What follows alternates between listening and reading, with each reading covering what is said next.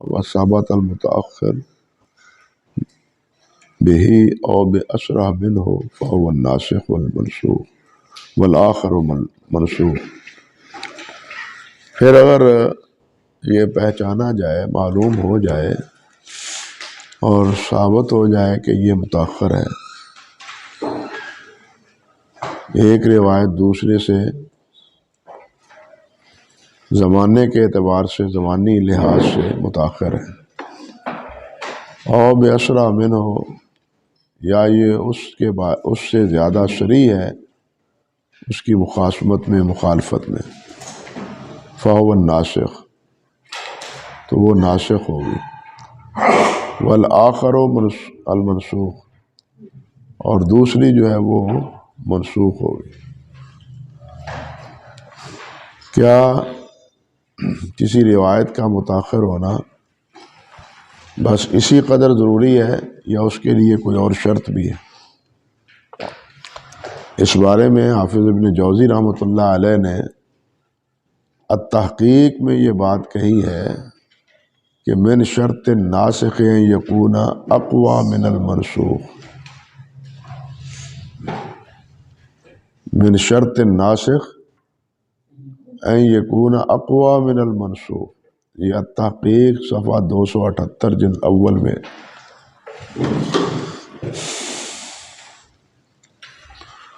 اور اسی سے ملتی جلتی بات ہے جس علامہ ذیلی نے بھی نقل کی ہے ان سے 292 جلد اول میں، نصب الرایہ میں۔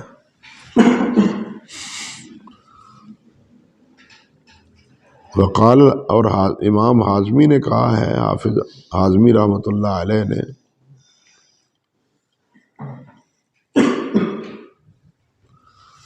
ان کی معروف کتاب ہے نا الاعتبار بمعرفت الناسخ والمنسوخ من الاخبار، الاعتبار میں، اعتبار کا صفحہ نمبر 39 ہے، اور یہی بات انہوں نے 57 صفحے 57 صفحے پر بھی کہی۔ فرماتے ہیں شرط الناسخ ان یکون اصح سندا واقوم قاعدۃ من جمیع جہات الترجیح،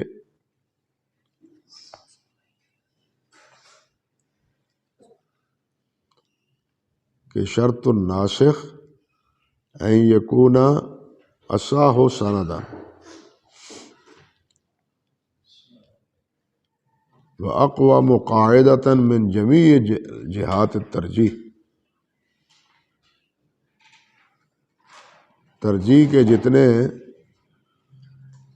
پہلو ہیں، جتنی نوعیتیں ہیں، ان کے لحاظ سے اور صحت کے لحاظ سے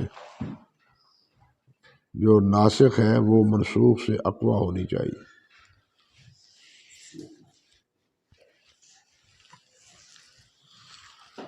اللہ اکبر۔ لیکن ابن دقیق العید رحمۃ اللہ علیہ نے، علامہ ابن دقیق رحمۃ اللہ علیہ نے الامام میں بالکل اس کے برعکس بات کہی۔ وہ کہتے ہیں لا نسلم ان من شرط الناسخ ما ذکر، یہ پہلی جلد لائے نا نصب الرایہ کی،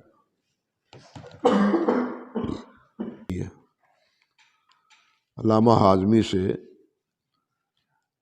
کہ شرط الناسخ ان یکون له مزیہ علی المنسوخ من حیث الثبوت والصحہ،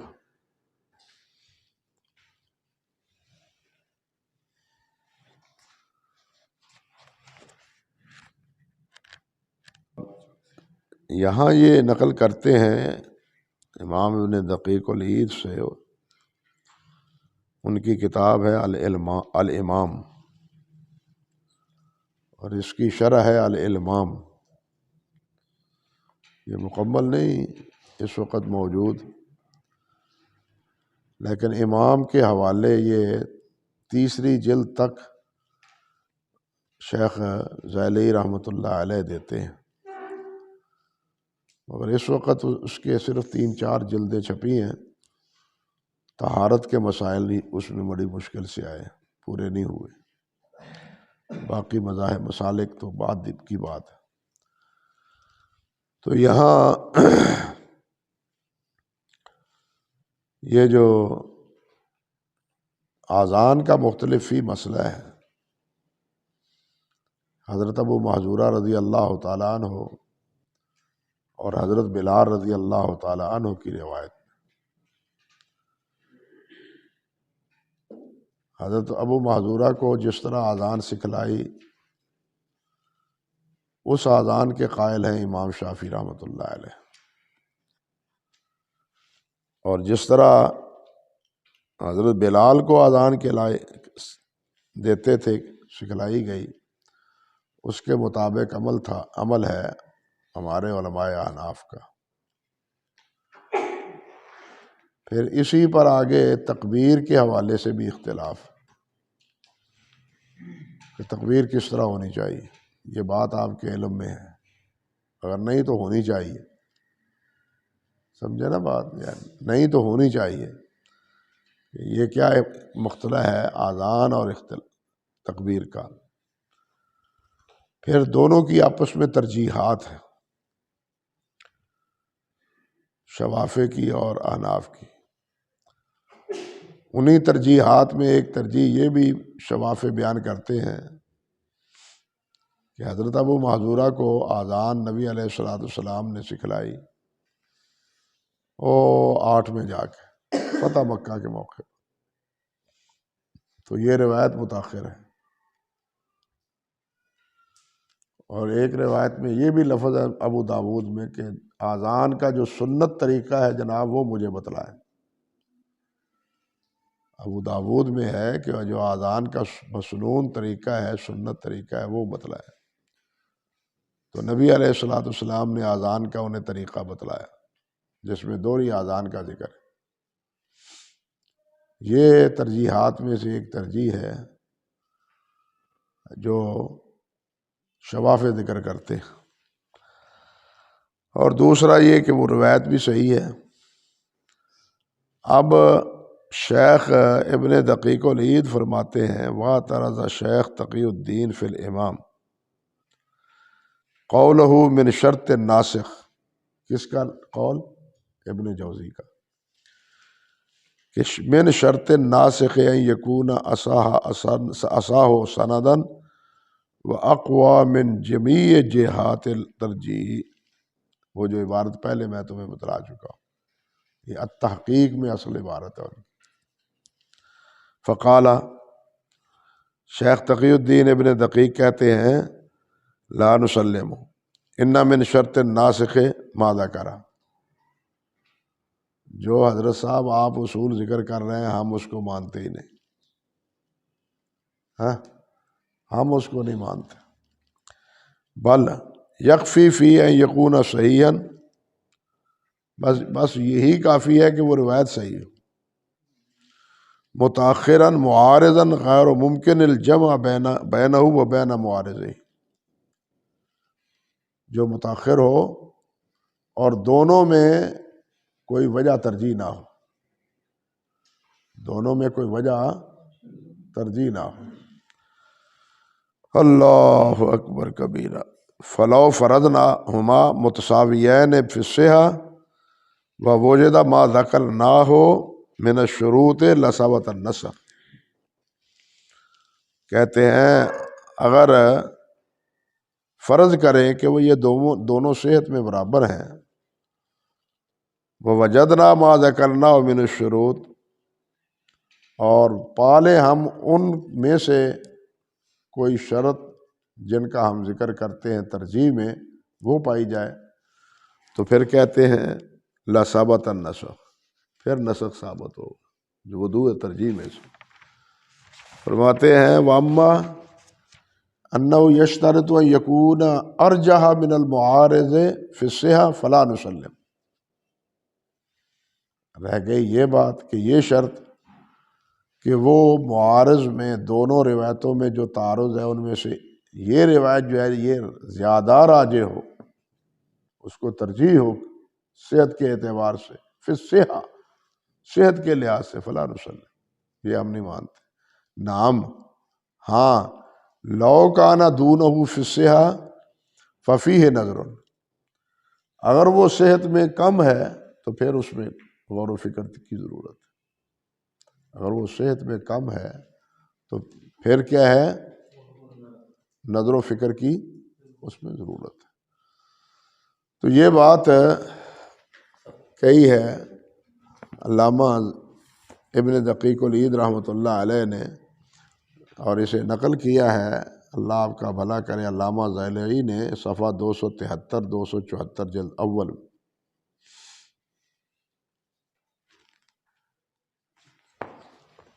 جی میں نے عبارت لکھوائی ہے نا تحقیق کی، اس کا ذکر انہوں نے یہاں بھی کیا۔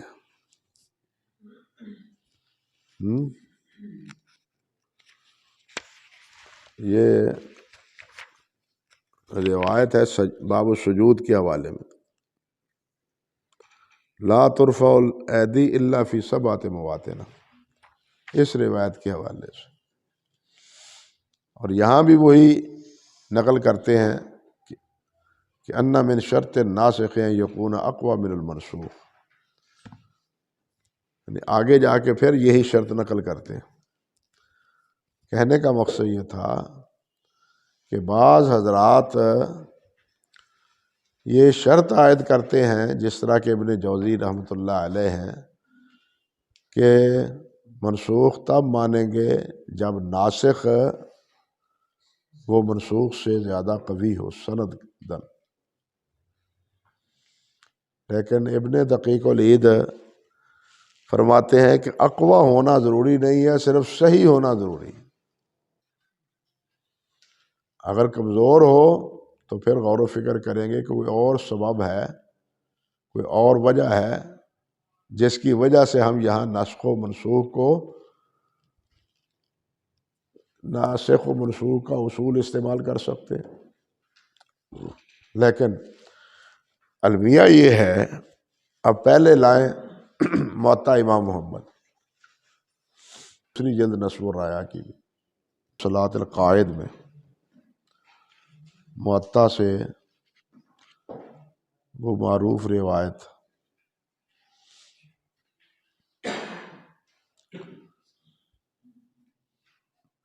جس میں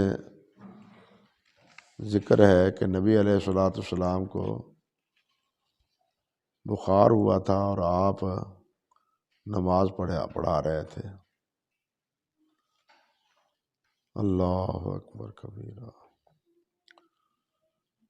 اور اس کے بعد آپ نے یہ بات ارشاد فرمائی تھی، وَإِن صَلَّى قَاعِدًا فَصَلُّوا قُعُودًا، إِنَّمَا جُعِلَ الْإِمَامُ لِيُؤْتَمَّ بِهِ، إِذَا صَلَّى قَائِمًا فَصَلُّوا قِيَامًا، وَإِذَا صَلَّى قَاعِدًا فَصَلُّوا قُعُودًا۔ قال محمد وبهذا ناخذ صلاۃ الرجل قاعدا للتطوع مثل نصف صلاته، کیونکہ یہ روایت بھی پہلے گزری ہے۔ فاما ما روی من قوله اذا صلى الامام جالسا فصلوا جلوسا اجمعین فقد روی ذلك وقد جاء ما قد نسخه، روایت آئی ہے جو کہ اس کو منسوخ قرار دیتی ہے۔ وہ کیا ہے جی؟ قال محمد حدثنا بشر قال حدثنا اسرائیل بن یونس بن ابی اسحاق السبیعی عن جابر بن یزید الجوفی عن عامر الشعبی قال رسول اللہ صلی اللہ علیہ وسلم لا یؤمن الناس احد بعدی جالسا فاخذ الناس بهذا، نبی علیہ الصلوۃ والسلام نے فرمایا ہے کہ کوئی بھی میرے بعد بیٹھ کے نماز نہ پڑھائے،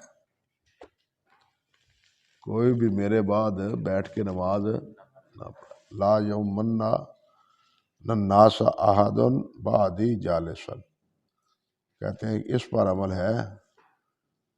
اب یہ روایت انہوں نے ذکر کی، اللہ رحم کرے، لیکن آپ اتنا تو دیکھ ہی رہے ہیں کہ جس کو ناسک کہہ رہے ہیں یہ روایت جابر جوفی کے واسطے سے، اور دوسرا یہ ہے کہ یہ روایت عامر بن شعبی سے مرسل ہے، متصل بھی نہیں، اور اس مرسل کو اور جابر کی مروی جو روایت ہے اس سے امام صاحب نسخ ثابت کر رہے ہیں۔ اللہ اکبر کبیرہ، اللہ اکبر کبیرہ۔ چلیے جناب، مان لیتے ہیں ہم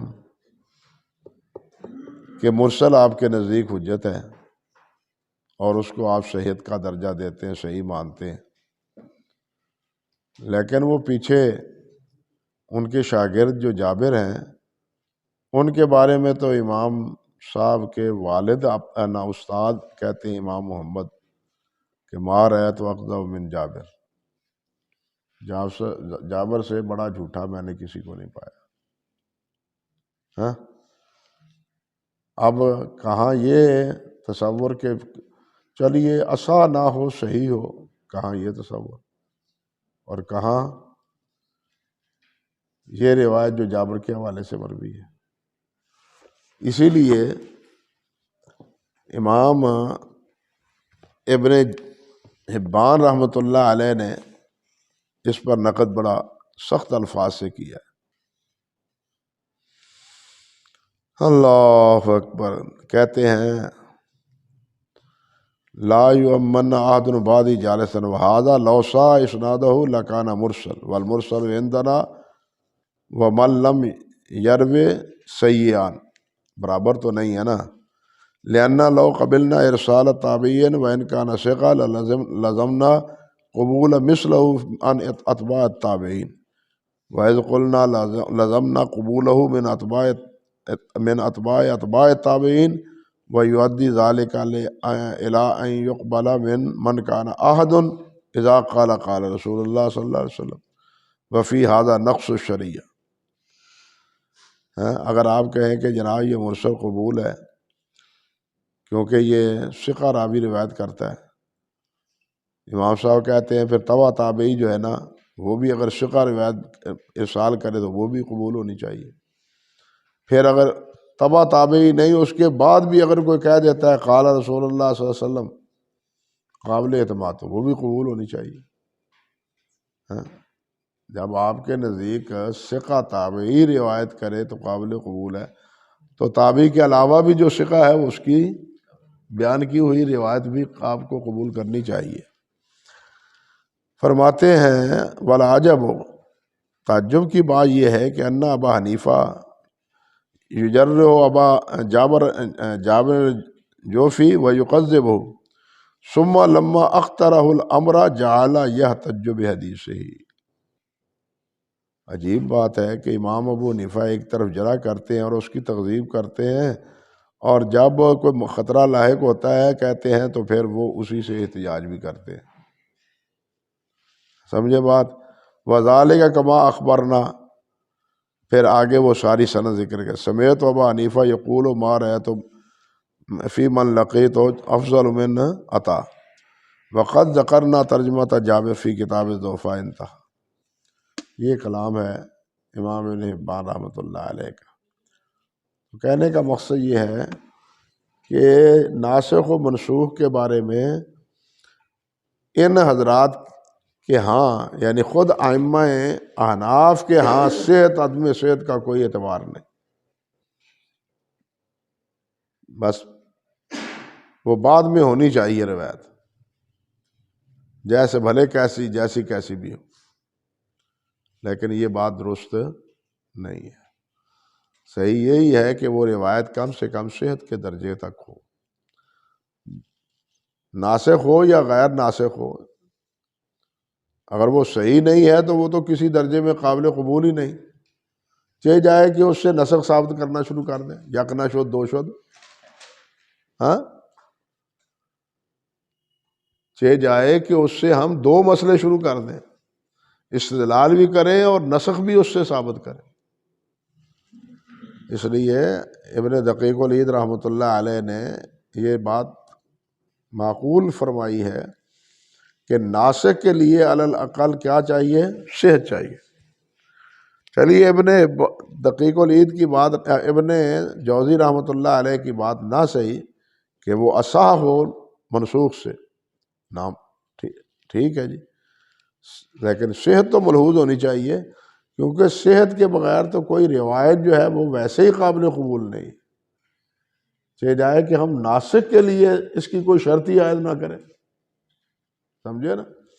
اب اگر احناف نسخ کے لیے کوئی اور قاعدہ ذکر کرتے ہیں تو سوچنا چاہیے کہ ان کے ائمہ تو اس کا اہتمام نہیں کرتے. وہ تو کذاب راوی جو ہے، متروک راوی جو ہے، اس کی روایت سے بھی نسخ ثابت کر رہے ہوتے ہیں. سمجھ گئے بات یا نہیں؟ یہ بات. چلیے اب والنسخ، نسخ کیا ہے؟ رفع تعلق حکم شرعی، کہ حکم شرعی کا جو تعلق ہے، جو اس پر معلق ہے کسی روایت پر، بدلیل شرعی متاخر عنہ، اس کا اٹھا دینا ایک ایسی شرعی دلیل سے جو اس سے بعد ہے. یہ حکم شرعی کیا ہے؟ حکم شرعی ہے اللہ کا خطاب، اللہ کا حکم اور اللہ کے رسول صلی اللہ علیہ وسلم کا حکم، کیونکہ شریعت اور شرعی احکام وہ اللہ اور اللہ کے رسول صلی اللہ علیہ وسلم پر موقوف ہیں. سمجھ گئے؟ اور اس سے وہ تمام روایات خارج ہو جاتی ہیں جن میں اخبار یعنی خبر ہے، یعنی وہ روایات جن کا تعلق مکلفین سے ہے، عمل سے ہے، جن کا تعلق مکلفین سے عمل کا متقاضی ہے، وہ اللہ اور اللہ کے رسول صلی اللہ علیہ وسلم نے فرمایا ہو تو وہ ہے شرعی حکم. اور اللہ اور اللہ کے رسول نے جو خبریں دی ہیں وہ شریعت کا حصہ نہیں ہے، کیونکہ اس میں حکم تو ہے ہی نہیں. اس میں ایک بات کا کیا ہے؟ اعلام ہے، خبر ہے. اس میں مکلفین کے ساتھ، مکلفین کو اس بات کا مکلف نہیں بنایا گیا کہ تم اس پر عمل کرو.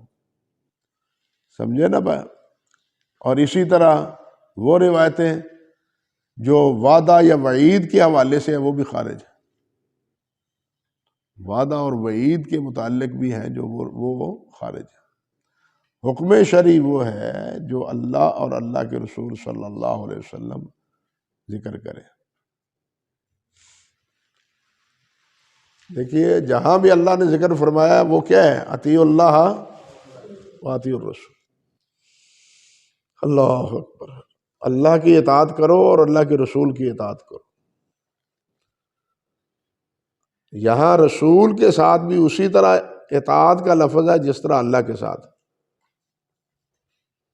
یہاں یہ نقطہ ملحوظ رہنا چاہیے کہ جیسے اللہ کی اطاعت مستقل ہے، اسی طرح رسول کی اطاعت بھی مستقل ہے.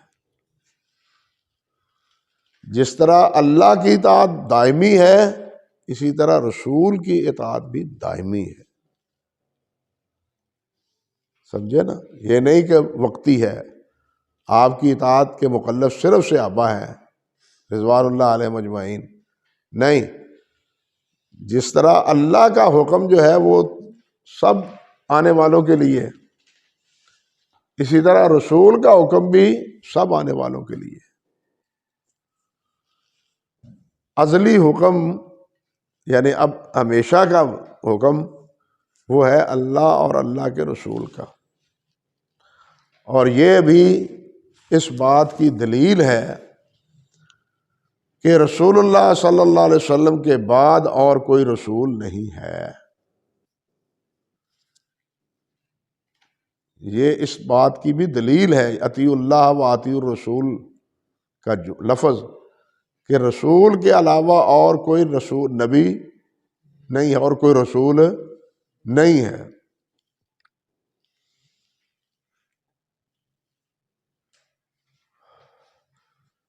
اگر کوئی رسول ہوتا تو یہ آگے کہا جاتا یا اس کے بعد جو بھی رسول ہے اس کی اطاعت کرو، بلکہ اس کے بعد کیا فرمایا؟ وَأُولِي الْأَمْرِ مِنْكُمْ، لیکن اولی الامر منکم کے ساتھ اطیعوا کا ذکر لاحقہ بھی نہیں ہے۔ یہ چیز خود بتلاتی ہے کہ ان کی اطاعت کا حکم جو ہے وہ اصالتاً ہے، اصلاً نہیں ہے، بالطبع ہے اور ہمیشہ کے لیے نہیں ہے، کیونکہ اولی الامر بدلتے رہتے ہیں۔ سمجھے بات؟ اولی الامر بدلتے رہتے ہیں۔ پھر یہاں اولی الامر سے مراد کون ہے؟ یہ قرآن مجید کی یہ آیت نکالیں۔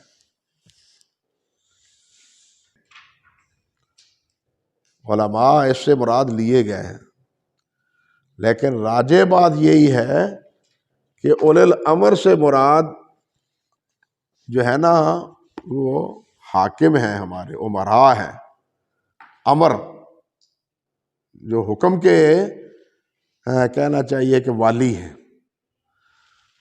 اور یہ کیوں ہے؟ امام زید بن اسلم رحمۃ اللہ علیہ جو مفسرین میں سے تبع تابعین میں سے نامور مفسر ہیں، وہ کہتے ہیں اس سے پہلی آیت پڑھو۔ اس سے پہلی آیت میں کیا ہے؟ ان اللہ یامرکم ان تؤدوا الامانات الی اہلھا واذا حکمتم بین الناس ان تحکموا بالعدل۔ یہ کس کو حکم ہے؟ امراء کو، جو امیر بنا دیا جائے، وہ امارت کبریٰ کا ہے یا وقت کا قاضی ہے، یا وقت کا قاضی ہے، یا کسی مسئلے میں کسی کو قاضی بنا دیا گیا ہے، وہ ہے کہ ان تحکموا بالعدل ان اللہ نعم ما یعظکم بہ ان اللہ کان سمیعا بصیرا۔ تو یہ پہلی آیت بھی تقاضا کرتی ہے کہ بعد کی آیت میں وہ اولی الامر جو ہیں اس سے مراد کون ہے؟ حاکم ہے۔ لیکن یہ حاکم جو ہے، حاکم ہمیشہ نہیں، جس طرح رسول کی رسالت ہمیشہ کے لیے ہے،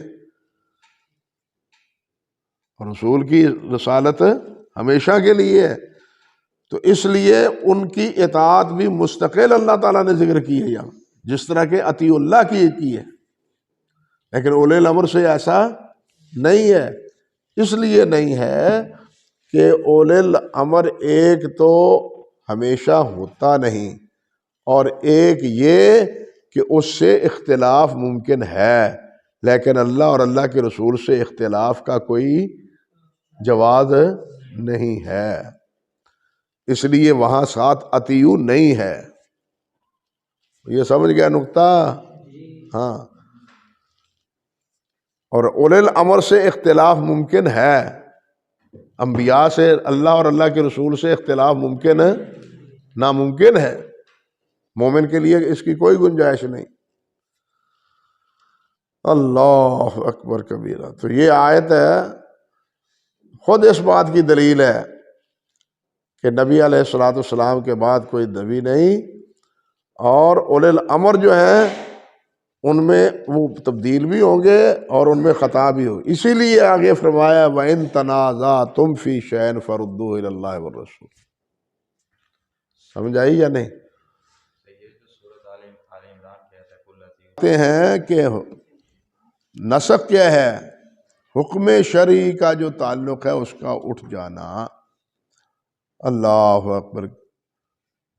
اور شرعی جب آپ نے کہا حکم شرعی، تو فقہا نے جو احکام مرتب کیے ہیں نصوص کے تناظر میں، ان کی جو درجہ بندی کی ہے وہ کیا ہے؟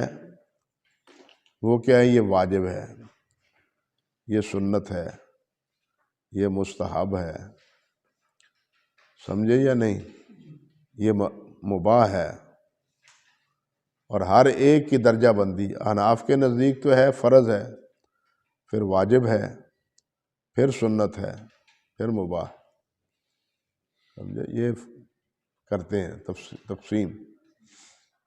فرائض کن سے ثابت ہوتے ہیں؟ واجب کس سے، سنت کس کے؟ یہ اصول فقہ کا مسئلہ ہے۔ لیکن یہاں جو بات ہم ذکر کرنا چاہتے ہیں وہ یہ کہ شرعی حکم میں کیا مباح کا حکم بھی شامل ہے؟ مباح کا حکم یہ ہے کہ جس کا کرنا نہ کرنا برابر ہو، جس کا کرنا نہ کرنا برابر۔ اللہ اکبر کبیرہ، اللہ اکبر۔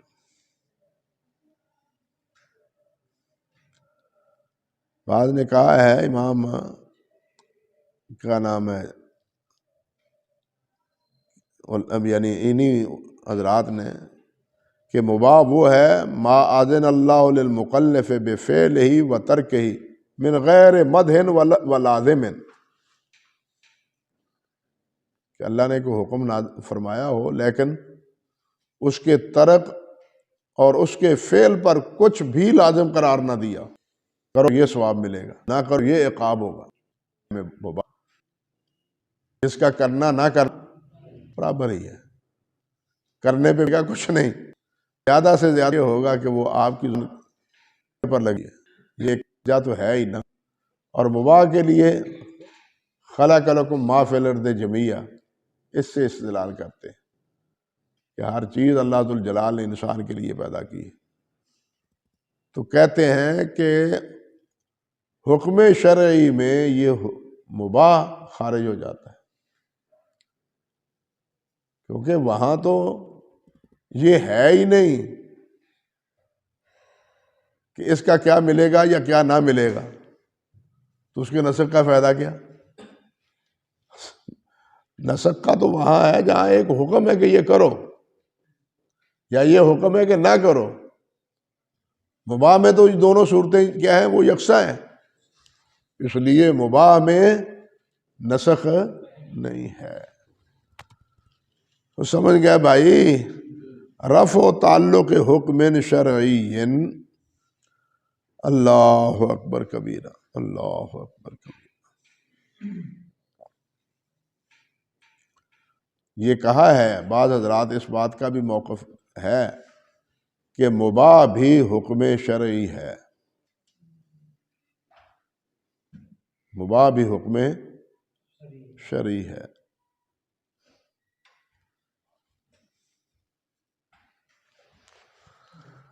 اللہ اکبر کبیرہ۔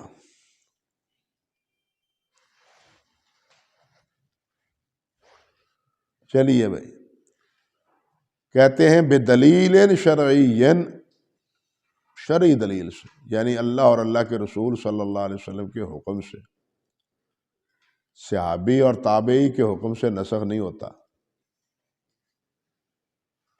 ہے۔ وہ نسخ کا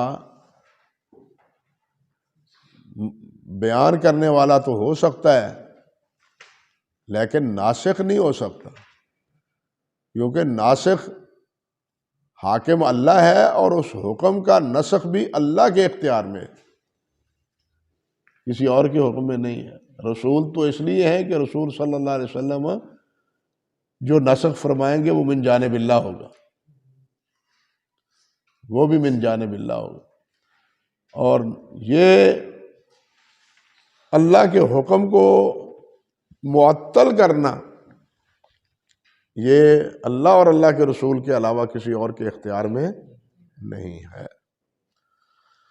اللہ اکبر کبیرہ، اللہ اکبر۔ یہ بڑا نازک سا مسئلہ ہے کہ حاکم صرف اللہ ہے، حاکم صرف اللہ ہے۔ تو رسول اللہ صلی اللہ علیہ وسلم کی جو اطاعت ہے یہ بھی اللہ کے حکم سے،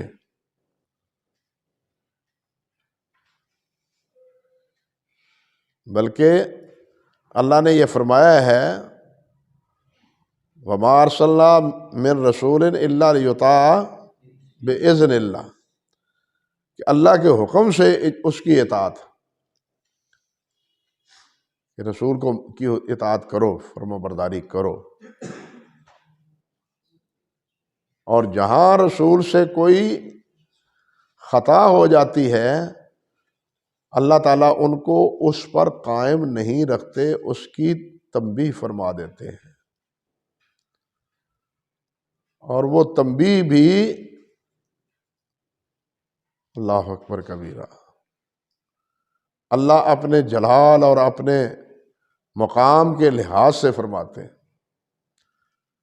اب نبی علیہ السلام نے تو یہی فرمایا تھا نا کہ میں اب وہاں جا کے جناب شہد نہیں پیوں گا، مگر اللہ نے کیا فرمایا، لیما تو حرم ما احل اللہ لک،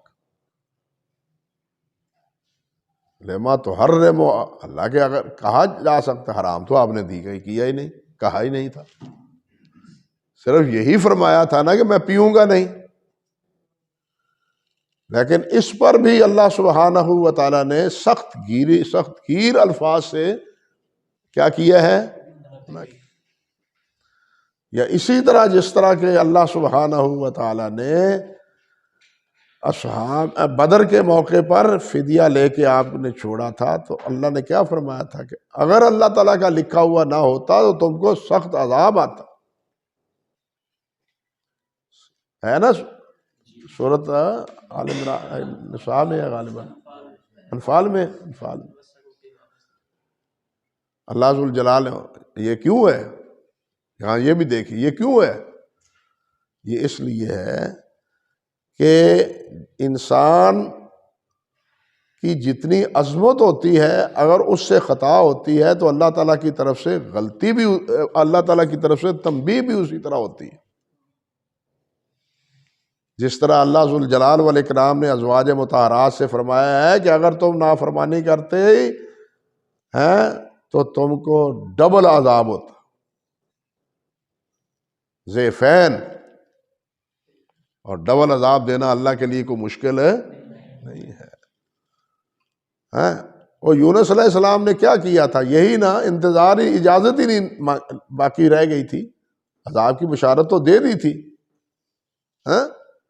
لیکن ابھی اذن نہیں آیا تھا کہ نکل جاؤ، اور اسی پر اللہ ذوالجلال نے نبی علیہ السلام سے فرمایا تھا کہ لا تکن کصاحب الحوت، صبر کرو، اور ابو بکر مانگتے رہے تھے اجازت، صبر کرو، ابھی اجازت نہیں ملی، سب جا رہے ہیں لیکن نبی کو ابھی اجازت نہیں ملی، جب اجازت ملی تو چلے، پھر آپ خود ابو بکر کے گھر تشریف لے گئے، تو اس اجازت نہ ملنے کے نتیجے میں حضرت یونس علیہ السلام پر کیا ہوا پھر وہ آپ کے علم میں، اللہ اکبر کبیر،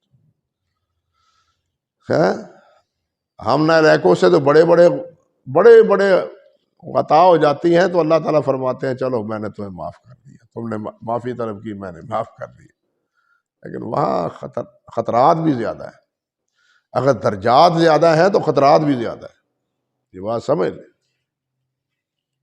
اگر درجات زیادہ ہیں تو وہاں خطرات بھی زیادہ ہیں۔ وہ بالکل اسی طرح ایک صحابی کو، جس طرح کی امام بخاری رحمۃ اللہ علیہ نے الادب المفرد میں ذکر کیا، نام صحابی کا بھول گیا ہوں، ان سے ایک تابعی کہنے لگے آپ بڑے خوش قسمت ہیں، بڑے نصیبوں والے ہیں، جس طرح کہ آج کل بھی عاشق نامدار کہتے ہیں، کاش کہ ہم اس وقت ہوتے، آپ کی زیارت کرتے، آپ کے پیچھے نمازیں پڑھتے، یہ کرتے، وہ کرتے، یہ کرتے، تو وہ صحابی ناراض ہوئے، غصے ہوئے، چپ کر، کیا تم خیال کرتے ہو کہ صحابہ کرام جن مصائب میں مبتلا کیے گئے تھے وہ تم مصائب برداشت کر سکتے تھے؟ ان کا انتخاب اللہ نے کیا ہے تو اسی لیے کیا ہے کہ وہ برداشت کر سکتے تھے۔ تم کہہ سکتے ہو کہ ہم اس وقت مستقیم رہ جائیں کتنے تھے جو گمراہ کے گمراہ ہی رہے، وہ راہ استقامت پر قائم نہ رہ پائے، قبول اسلام کو نہ کیا۔ اس لیے یہ مت کہو، یہ اللہ تعالیٰ کو بہتر علم ہے کہ اس وقت ہم کیا ہو، اگر اس وقت ہوتے تو ہم کیا ہوتے، کس پلڑے میں ہوتے۔ اللہ نے جہاں جس درجے میں رکھا ہے اسی پر اللہ کا شکر ادا کرو۔ اللہ نے جس درجے میں رکھا ہے، اگر صحابہ کرام کو یہ درجات دیے ہیں تو ان کو آزمایا بھی کتنا گیا ہے، بات سمجھے یا نہیں؟ آزمایا بھی کتنا گیا ہے، درجات ایسے نہیں مل گئے، مراتب ایسے نہیں مل گئے، اللہ کی رضا کا اعلان ایسے نہیں ہو گیا۔ اللہ اکبر کبیرہ، اللہ اکبر کبیرہ۔ تو بات کہاں سے کہاں چل نکلی؟ فرماتے ہیں کہ رفع و تعلق حکم شرعی بدلیل شرعی متاخر عنہ والناسخ، اور ناسخ کیا ہے؟ اور یہاں پہ یہ بھی دیکھیں کہ نسخ فروع میں ہوتا ہے، عقائد میں نہیں ہوتا۔ یہ بات بھی سمجھ لیں کہ نسخ فروع میں ہوتا ہے، معمولات میں ہوتا ہے، عقائد میں نہیں، افعال میں ہوتا ہے، عقائد میں نہیں ہوتا۔ یہ کرو، یہ کرو، یہ کرو، یہ افعال ہیں اور یہ فروعات ہیں، عقائد میں نہیں ہوتا۔ اللہ معاف فرمائے کہ آج تم یہ عقیدہ ہے، اس کے بعد یہ عقیدہ ہے، نہیں۔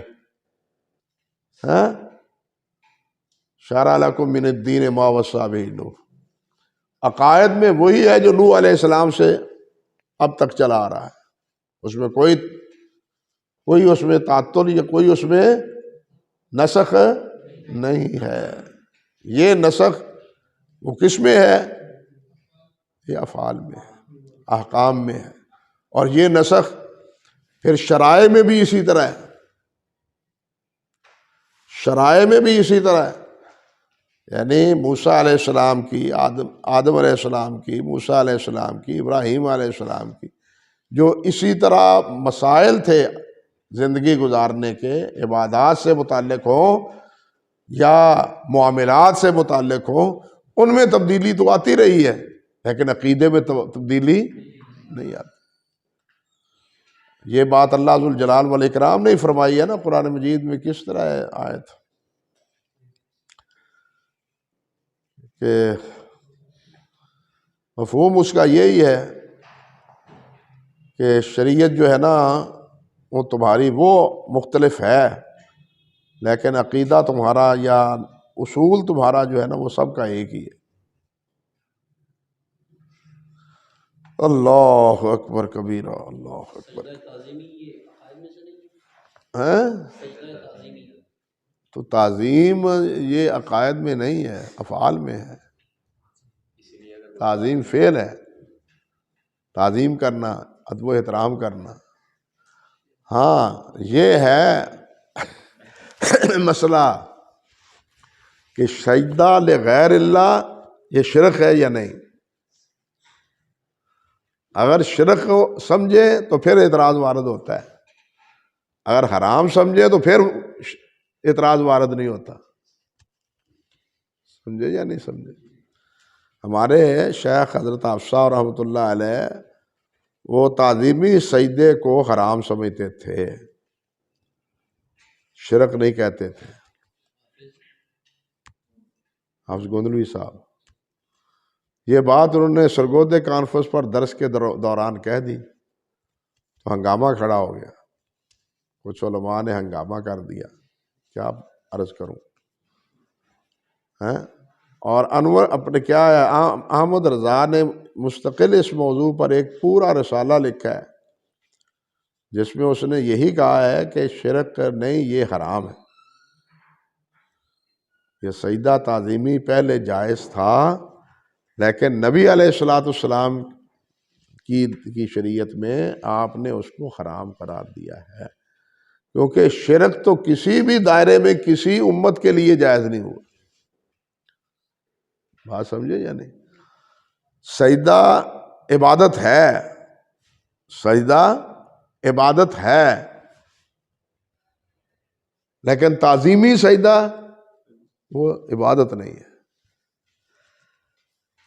وہ تعظیمی ہے، اور اس کا تعلق جواز اور حرمت سے۔ سمجھ گیا بات یا نہیں؟ چلیے، اللہ اکبر کبیر۔ دیکھیے چھوٹی چھوٹی باتیں ہوتی ہیں، وقت کتنا لے جاتی ہیں۔ کہتے ہیں والناسخ ما يدل على الرفع المذکور، اور ناسخ وہ ہوتا ہے کہ جو پہلے ذکر کی گئی ہو دلیل، اس کے حکم کو کیا کرتا ہے؟ اٹھا دیتا ہے۔ وَتَسْمِيَّةُ نَاسِخًا مَجَازٌ،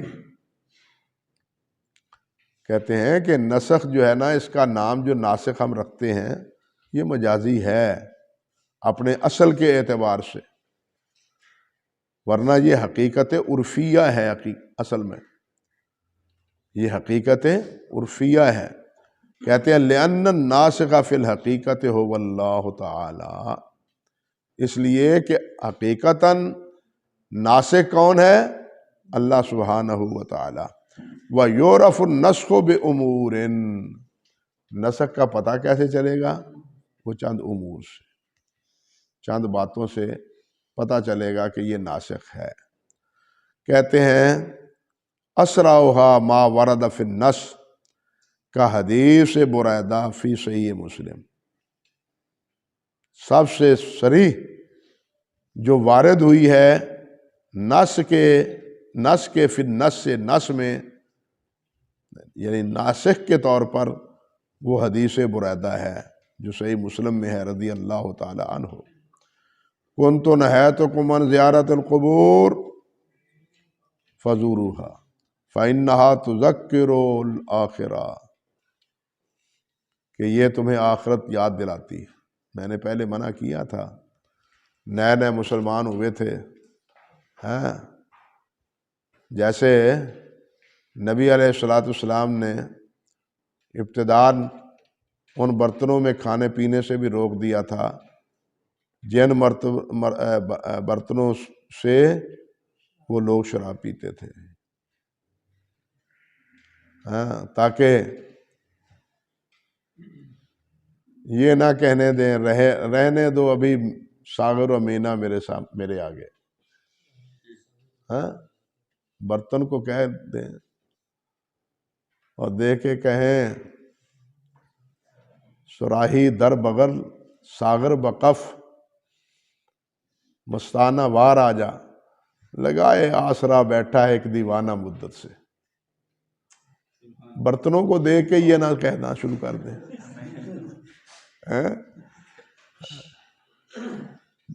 کیا کہتے ہیں؟ سبحان اللہ تو کہتے ہیں ہائے رے ظالم تو نے پی ہی نہیں۔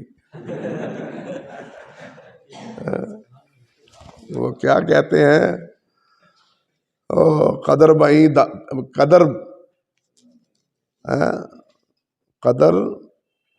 بئی زیر سے نکل گیا لفظ، چلیے آئے گا تو بتلا دوں گا۔ تو یہ جس طرح ان برتنوں کو دیکھ کے ایک تشجیع ہوتی ہے، طبیعت مائل ہوتی ہے، اسی طرح قبروں کو دیکھ کے قبر پرستی وہ شروع نہ ہو جائے۔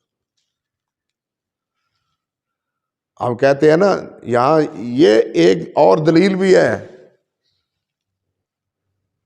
کہتے ہیں کہ یہ بزرگ، یہ تو بزرگ ہیں، یہ بت تو نہیں ہے، یہ بزرگ ہیں، اولیاء ہیں، یہ بت تو نہیں ہے۔ تو سوال تو یہ ہے اگر یہ بت نہیں ہے، ان کی پرستش وہ کیا ہے؟ وہ شرک نہیں ہے، تو پھر اس سے روکا ہی کیوں زیارت سے؟ اس کا دوسرا پہلو ذہن میں رکھیں، کنت نہیتکم عن زیارت، کیوں روکا تھا؟ یہ چیز بتلاتی تھی کہ قبر پرستی تھی، بات سمجھے یا نہیں؟ یہ چیز بتلاتی ہے کہ قبر پرستی تھی۔ دیکھیے کیسے تھی، خود نبی صلی اللہ علیہ وسلم نے فرمایا ہے لعن اللہ الیہود والنصارى اتخذوا قبور انبیائہم مساجدا۔ یہ نہیں کہ وہ نہیں تھی، تھی، تو پھر وہ قبریں جو پوجتے تھے انبیاء کی پوجتے تھے نا، اولیاء ہی کی پوجتے تھے نا، لعنت پھر کس بات کی؟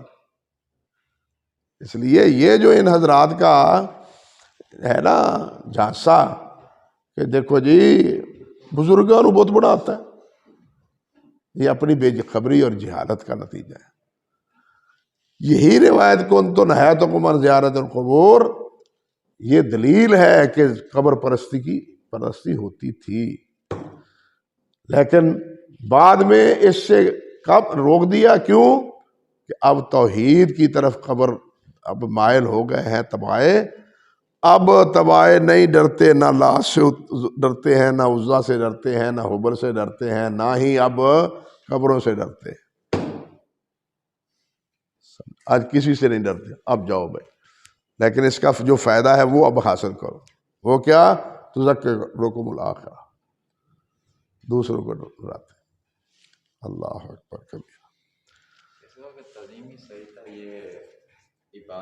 بہتر یہی ہے کہ اس کو دوسرے حضرات میں تقسیم کیا جائے، دوست احباب میں بھی تقسیم کیا ہے، پڑوسیوں میں بھی تقسیم کیا جائے، اور ضروری نہیں ہے کہ میں قربانی کر رہا ہوں تو میرا پڑوسی بھی کر رہا ہو۔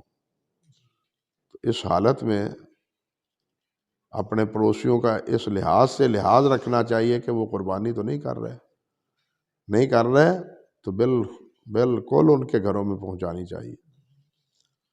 ہاں، یہ بالکل اسی طرح ہے جس طرح نبی علیہ السلام نے عید الفطر کے صدقے کے بارے میں فرمایا ہے کہ تاکہ وہ لوگ آج کے دن مستغنی ہو جائیں، سمجھے نا، تاکہ یہ لوگ بھی جو ہے نا یہ ترسے نا۔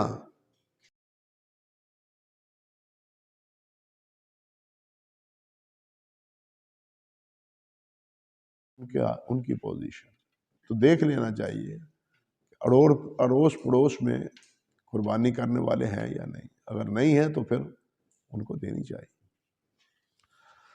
اللہ اکبر۔ فإنہا تذکرکم الآخرہ ومنہا، اور انہی میں سے ما یجزم الصحابی بأنہ متأخر، اور اسی اقسام میں سے ایک وہ ہے جسے صحابی بالجزم ذکر کرے کہ یہ کیا ہے؟ آخری قول ہے، جس طرح کہ حضرت جابر فرماتے ہیں رضی اللہ تعالیٰ عنہ، کان آخر الامرین من رسول اللہ صلی اللہ علیہ وسلم ترک الوضوء مما مست النار، ترک الوضوء مما مست النار، اخرجہ اصحاب السنن۔ اب حافظ ابن حجر رحمۃ اللہ علیہ نے اصحاب السنن میں اس کا ذکر کیا ہے، حالانکہ جب یہ ذکر کرتے ہیں نا اصحاب السنن تو اس سے مراد اکثر و بیشتر سنن اربع ہوتی ہیں، اس سے مراد اکثر و بیشتر سنن اربع ہوتی ہیں، ترمذی، ابو داود، نسائی اور ابن ماجہ، جبکہ یہ روایت امام ترمذی اور امام ابن ماجہ لائے ہی نہیں۔ یہ روایت ذکر کی ہے امام نسائی نے اور امام ابو داود نے، ابو داود اور امام نسائی نے، لیکن اس روایت کے بارے میں بعض کا اعتراض بھی ہے کہ کیا یہ لفظ اسی طرح حضرت جابر سے ہیں یا انہوں نے یہ سمجھا ہے آخر الامرین من رسول اللہ صلی اللہ علیہ وسلم ترک الوضوء مما مست النار۔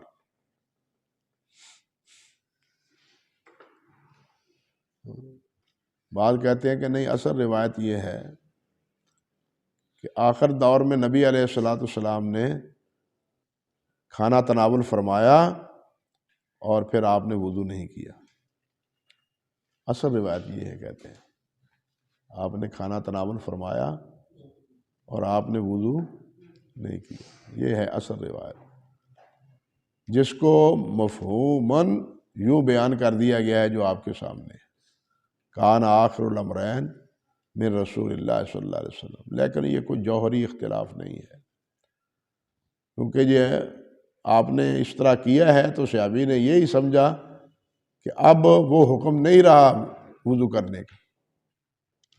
سمجھے بات؟ اللہ اکبر کبیرہ. ومنہا ما یعرف بالتاریخ، اور اسی میں وہ روایت بھی شامل ہے نا، امرنا بالقیام للجنازہ ثم نہینا عنہ. امرنا بالقیام جنازہ ثم نہینا عنہ. اللہ اکبر. آگے ہے منہا ما یعرف بالتاریخ، جو تاریخ سے پہچانا جائے گا، وہ کثیر، اور وہ بہت زیادہ ہے. یہ بات آگے پھر دیکھیں گے انشاءاللہ. کل تو نہیں، کل میں سارا دن گھر میں کوئی نہیں ہوگا اور میں اکیلا ہوں گا گھر کی حفاظت کے لیے. کڈے شہر میں یہ مطلب ہے ادھر آ جاؤ، چاہ بھی پکاؤ پیاؤ گے. سبحان اللہ. میں کلا کتنے پتہ نہیں سوئی گیس بھی اس وقت ہونا ہے کہ نہیں ہوتا. وہ صبح کے وقت کئی دفعہ پریشانی ہوتی ہے. کل جمعے کے بعد بھی اسی طرح پریشانی ہوئی. کئی دفعہ بازار سے روٹی منگوانی پڑتی ہے. بڑے سیانے ہو یار.